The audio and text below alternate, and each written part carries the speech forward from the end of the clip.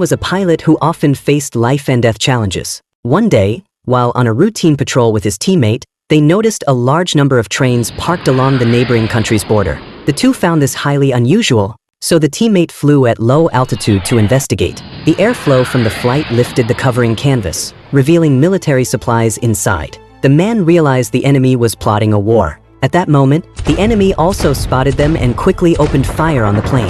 The two responded decisively. The teammate piloted the aircraft into a steep dive, successfully hitting the enemy's artillery emplacement.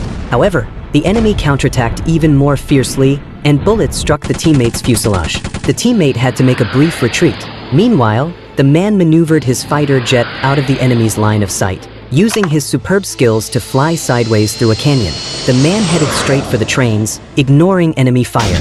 Seizing the opportunity, he fired 2 missiles that destroyed the railway ahead of the trains. Just then, the teammate rejoined the fight, swooping in from the side and hitting the trains with 2 more missiles. The shots struck the enemy's powder magazine, triggering an explosion in the train's rear. The train driver applied emergency brakes, but it was too late. Inertia carried the trains forward into the railway gap the man had destroyed earlier, causing them to derail and eventually explode entirely. The two successfully completed their mission, but a new accident occurred on their way back. They were locked onto by enemy radar, and 2 tracking missiles hurtled toward them. In the nick of time, they launched a self-rescue.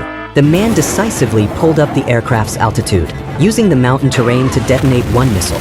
When the teammate couldn't shake off the crisis and called for help, the man instructed him to jettison the auxiliary fuel tank. As the missile closed in, the man fired at the falling tank, which exploded in midair and successfully intercepted the missile, resolving the teammate's crisis. The teammate gestured thanks, and the 2 fighter jets flew side by side back to base.